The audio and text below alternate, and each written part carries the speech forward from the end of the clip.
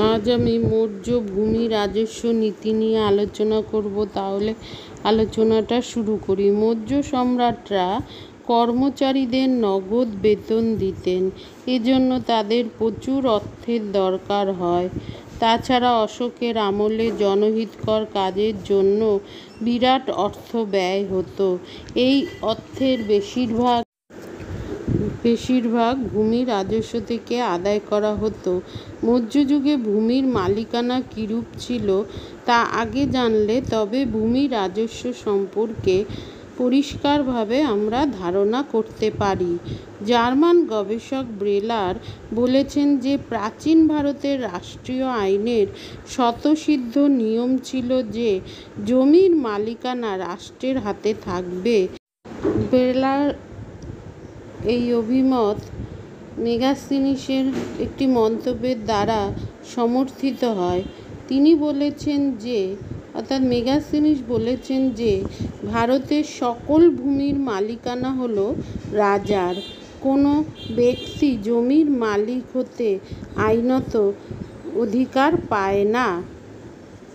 মেগাস্তিনিসের উপরের অভিমত তার অন্য মন্তব্যের দ্বারা সমর্থিত হয়নি, কারণ তিনি অন্যত্র বলেছেন যে কৃষকরা জমির জন্য রাজাকে কর দেয় এবং জমির ফসলের 1/4 রাজাকে দেয়। তাহলে ফসলের 3/4 অবশ্যই কৃষকদের হাতে থাকে। যদি কৃষকদের জমিতে কোনো স্বত্ব না থাকবে তবে তারা ফসলের বৃহৎ অংশ হাতে কেন রাখতে অধিকারী হয়? একথার উত্তর মেগাস্তিনিস দেননি। তাছাড়া অন্যান্য প্রমাণ থেকে জানা যায় যে কৃষকরা জমি দান, বিক্রি, হস্তান্তর করতে পারত। ধর্মশাস্ত্রে ও স্মৃতিশাস্ত্রে ভূমিদান, বিক্রি ও বন্ধক রাখার অধিকার স্বীকার করা হয়েছে। জমির মালিকানাকে ধর্মশাস্ত্রে স্বামিত্ব বলা হয়েছে। Doctor UN. ঘোষালের মতে স্বামিত্ব বলতে কৃষকের স্বত্বও বোঝাত। প্রাচীন সাহিত্যেও জমির উপর ব্যক্তিগত মালিকানার কথা দেখা যায়। ভূমিদান ও বিক্রির উল্লেখ দেখা যায়। সমকালীন যুগের শিলালিপিগুলো একই কথা বলে। কার্লে গুহা লিপি, সাতবাহন রাজা গৌতমীপুত্র সাতকর্ণীর সনদ প্রভৃতিতেও কৃষকের স্বত্বের উল্লেখ দেখা যায়। আসলে মেগাস্তিনিসের মন্তব্য যেটা ভারতের সকল জমির মালিকানা হলো রাজার, রাজকীয় খাস জমি বা সীতা জমি সম্পর্কে করেছেন। কৃষকের নিজস্ব জমি সম্পর্কে তিনি এই মন্তব্য করেননি বলে ডক্টর ঘোষাল মনে করেন।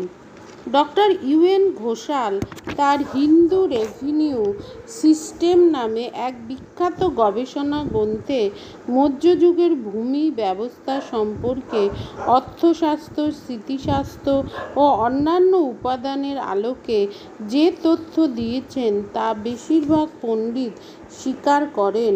ডক্টর ঘোষালের মতে মধ্যযুগে আগের মতোই দু ধরনের জমি ছিল। এক, কৃষকের বংশানুক্রমিক মালিকানার জমি।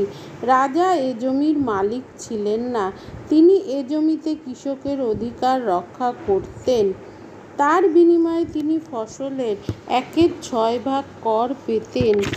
জৈমিনি এই জন্য রাজাকে ষট্ভাগিন অর্থাৎ 6/1 ভোগকারী বলেছেন। রাজা এই জমি থেকে যে ফসলের 1/6 পেতেন তার নাম ছিল ভাগ। ভাগ ছিল নিয়মিত ও চিরাচরিত ভূমি রাজস্ব। রাজা প্রথাগতভাবে উৎপন্ন ফসলের 1/6 পেতেন। তিনি ফসলের অংশ নিতেন এবং তার দাম নিতেন তা পরিষ্কার জানা যায় না। এই জমি কৃষক দান বিক্রি করতে পারত। তবে সোহগুড়া তাম্রলিপি ও মহাস্থানগড় শিলালিপির সাক্ষ্য থেকে মনে করা হয় যে রাজা সুযোগ পেলে প্রজার অধিকার কিছুটা খর্ব করে ফেলতেন। কৃষক তার এই জমিতে পুরোপুরি নিরঙ্কুশ অধিকার সর্বদা ভোগ করতে পারত না। অর্থশাস্ত্রে জলের উপর, মাটির নিচে খনিজ দ্রব্যের উপর রাজার মালিকানার কথা বলা হয়েছে।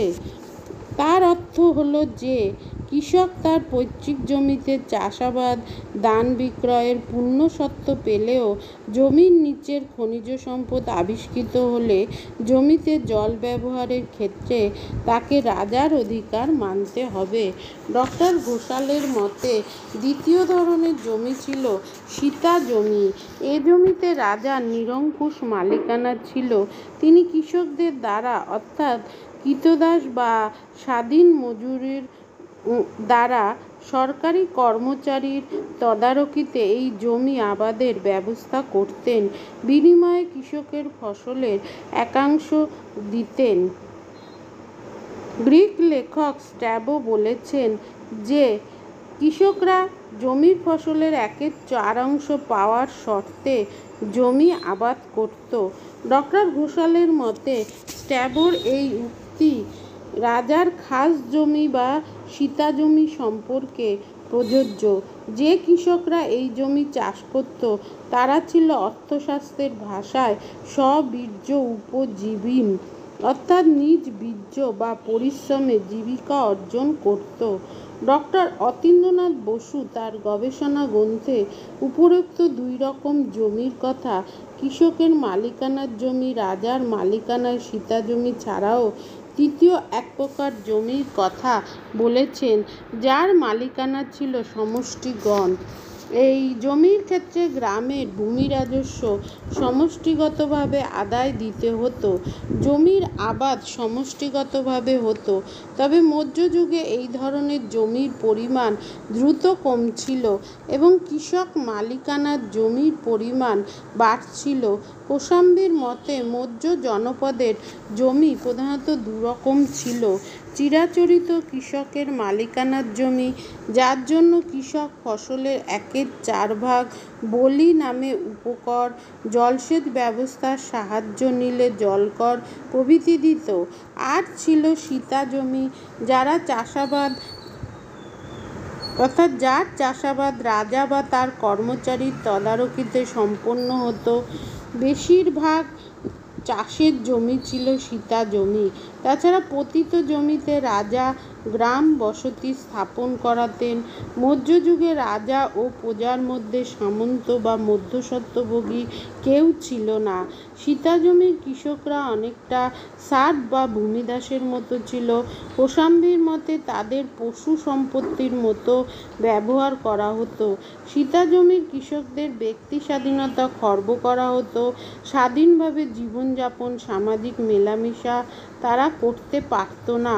মৌর্য রাজারা রাজ্য জয় করে বিজিত রাজ্যের পতিত জমি ও খনিজ সম্পদ দখল করতেন। ডি কোশাম্বী মোটামুটি ডক্টর ঘোষালের মতের প্রতিদ্বন্দ্বী করেছেন। কোশাম্বী বলেন যে মৌর্য শাসন ছিল জনপদের ভিত্তিতে গঠিত। জনপদের ভিতর যে জমিগুলো আর্যদের আমল থেকে কর্ষিত হয়ে আসছিল সেগুলির মালিকানা ছিল কৃষকের হাতে। এই সকল জনপদ রাষ্ট্র বা গ্রামের শাসন বিদ্যমান ছিল। চিরাচরিত ফসলের 1/6 ভাগ কর কৃষকরা রাজাকে দিত। কখনো কখনো গ্রামগুলি সমষ্টিগতভাবে রাজাকে কর দিয়ে দিত। তারপর গ্রামবাসীরা নিজেদের মধ্যে জমি ভাগ করে চাষ করত। এর বাইরে ছিল সীতা জমি। পতিত জমি জঙ্গল কাটাই করে যে নতুন জমি বের হতো, এক জনপদ হতে অন্য জনপদের মাঝে যে সীমানায় জমি থাকত, এই সকল জমি ছিল রাজার খাস জমি বা সীতা জমি। লোকবসতি বাড়ার সঙ্গে সঙ্গে জঙ্গল পরিষ্কার করে নতুন জমি হাসিল করা হতো। রাজা এই সীতা জমিতে শূদ্র প্রজা বসাতেন, এদের জমিতে মালিকানা থাকতো না। এইভাবেই শিশুপালগড়ের পত্তন হয়েছিল। সীতা জমিতে কৃষকদের জীবন সত্ত্ব দেয়া হতো। এই সকল কৃষকরা জমি দান বিক্রি করতে পারত না। কখনো কখনো ভাটক বা ভাড়াটে শ্রমিক দ্বারা জমি আবাদ করানো হতো। আমরা দেখেছি যে রাষ্ট্র জমি অর্থাৎ কৃষকের মালিকানা বা সমষ্টি মালিকানার জমিতে রাজা সাধারণত ফসলের 1/4 কর পেতেন। এর নাম ছিল ভাগ। রাজা ইচ্ছা করলে কোনো কোনো ক্ষেত্রে ভাগের পরিমাণ কমিয়ে দিতেন। লুম্বিনী শিলালিপি থেকে দেখা যায় যে স্থানে বুদ্ধের জন্মের জন্য রাজা অশোকের ভাগের হার কমিয়ে 1/8 এবং বলি বা বাড়তি ভূমিকর লোপ করেন। বলি বা কর ছিল অতিরিক্ত ভূমি রাজস্ব। মৌর্য সম্রাটদের শাসন কার্যে প্রচুর অর্থ ব্যয় হতো, এজন্য তাদের বাড়তি টাকা আদায় করতে হতো। কেউ কেউ মনে করেন যে বলি ছিল একটি উপকরণ, যা বিশেষত জমির উপর বিশেষ ধরনের কর্মচারীর ভরণ পোষণের জন্য ধার্য করা হতো। যাই হোক, বলি সম্ভবত নিয়মিত কর ছিল না, এটি সম্ভবত সাময়িক উপকর ছিল। ডক্টর ঘোষালের মতে রাজার সীতা জমিতে জল করের হারের তারতম্য ছিল। কৃষক যদি নিজে জল বয়ে আনত তবে ফসলের 1/5 ছিল জলকর, যদি কোনো জন্তুর দ্বারা বয়ে আনত তবে ফসলের 1/4 ভাগ ছিল, আর যদি যন্ত্রের দ্বারা জল সরবরাহ করা হতো তবে জলকর ছিল 1/3 ভাগ। মেগাস্তিনিসের মতে অ্যাগ্রোনমি নামে কর্মচারীরা জল করের তদারকি করত। ভূমি রাজস্ব ছাড়াও মৌর্য সম্রাটরা আরও নানা খাতে রাজস্ব আদায় করতেন। কর্মকার, শিল্পী ও যারা হাতের কাজ করত তাদের কাছ থেকে কর আদায় করা হতো। বণিকরা বাণিজ্য শুল্ক আদায় দিত। চুঙ্গি কর, ফেরিঘাট, শহরে মাল আনা ও পাঠানোর উপর কর বসানো হতো। খনি, বন, মাছের ভেরি থেকে কর আদায় করা হতো। সকল প্রকার জীবিকার উপর, এমনকি গণিকাদের উপরও কর ধার্য করা হতো। মেগাস্তিনিসের মতে জিনিসপত্রের বাজার দামের 1/10 ভাগ ছিল সরকারি শুল্ক। অর্থশাস্ত্রে এর চেয়ে কম হারে শুল্কর হার দেয়া হয়েছে। এছাড়া সেনা ভক্তম বা অগ্রসরমান সেনাদের ভরণ পোষণের জন্য কর, উৎসঙ্গ বা রাজপুত্রের জন্ম হলে উপঢৌকন, আমদানি রপ্তানি কর ছিল। বাস্তুক বা শহরের গৃহকর, গুপ্তধনে রাজার অধিকার, জরুরি অবস্থায় বিশেষ কর প্রভৃতি ছিল। বণিকদের ভালো রকম শোষণ করা হতো। লবণের উৎপাদনে সরকারের একচেটিয়া অধিকার ছিল। মুদ্রার খাত দিয়ে আয় বাড়ানো হতো। সরকারের আয়ের বড় অংশ কর্মচারীদের বেতন দিতে ও সেনাবাহিনী পুষতে খরচ হয়ে যেত। মধ্যযুগে কৃষকদের খুব সচ্ছল অবস্থা ছিল বলে মেগাস্তিনিস বলেছেন। তার মতে জমি ছিল উর্বরা এবং জমিতে বছরে নানা রকম ফসল ফলত। লোকেরা খাবারের উপর কোনো তাদের অভাব অনটন ছিল না। লোকে নানা রকম পোশাক ও গহনা পরতে ভালোবাসত, কিন্তু বাস্তবে কৃষকদের এত ভালো অবস্থা ছিল না বলে পণ্ডিতেরা বলেন, কারণ মৌর্যভূমি রাজস্বের পরিমাণ ছিল খুব বেশি। তাছাড়া বাড়তি নানা রকম কর আদায় করা হতো। যদিও মেগাস্তিনিস ভারতে কখনো দুর্ভিক্ষ হয়নি বলেছেন, অর্থশাস্ত্র দুর্ভিক্ষ প্রতিরোধের কথা বলে সেখানে বর্ণনা করা হয়েছে। মহাস্থানগড় শিলালিপিতে গাঙ্গেয় উপত্যকায় দুর্ভিক্ষের কথা জানা যায়। সীতা জমির কৃষকদের দুরবস্থার কথা আগেই বলা হয়েছে। মধ্যযুগে যারা অব্রাহ্মণ তারাই বেশিরভাগ করের বোঝা বইত। তাছাড়া অশোকের পর রাজস্ব কর্মচারীরা অত্যাচারী হয়ে পড়ে। আজ আসি।